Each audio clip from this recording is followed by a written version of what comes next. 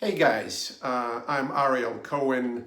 I'm the Director of Energy Growth and Security Program at the International Tax and Investment Center, and I'm a Senior Fellow at the Atlantic Council, and this is our new YouTube video series about what's going on in the world.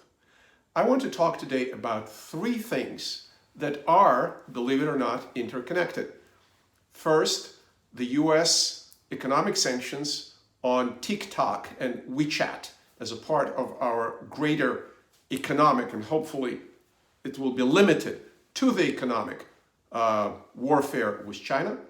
Second, the events in and around Belarus, a country in Eastern Europe, where the sitting President Alexander Lukashenko, whom I met back in 2010, is trying to seize power after he lost presidential elections. And thirdly, the poisoning of the Russian opposition leader Alexei Navalny. And let's start from the end.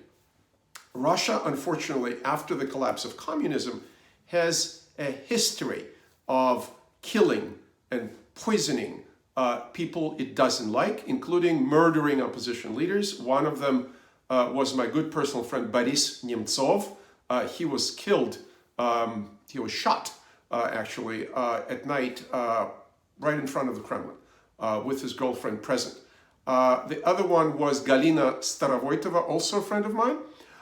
She was murdered at the entrance to her house in 1998. And we, of course, heard about the poisoning of the Skripals. Navalny was probably the leading opposition figure now, focusing on anti-corruption investigations. He was poisoned in Siberia and was allowed to be transported to Germany. And then the Germans, the French, and the Swedes said he was poisoned by a chemical named Novichok, which is an old Soviet chemical weapon type. And now Europe is saying we are considering very serious economic sanctions against Russia. The European Parliament, that represents the ruling parties in Europe, and 75% of people at the European Parliament voted in favor of sanctions against Russia. Secondly, Alexander Lukashenko, the president of Belarus, who seized power, is getting a lot of support from Russia. The Russians send their propagandists, their police experts, and he himself went to Putin and got $1.5 billion, a lot of money for Belarus, as Russian support. And the Russian spokespeople are saying that the US and Europe and the neighbors, Latvia, Lithuania, Poland, are behind the unrest in Belarus. Couldn't be further from the truth. It's a true, real, popular uprising and demonstrations, non-violent, very creative, against the usurper Lukashenko. And finally, our sanctions against the Chinese high-tech companies and telecoms and social media, WeChat, TikTok, etc. We are confronting the Chinese abuse of the internet, abuse of social media, and we are imposing sanctions in order to ensure the level playing field, the equality of opportunities vis-a-vis China.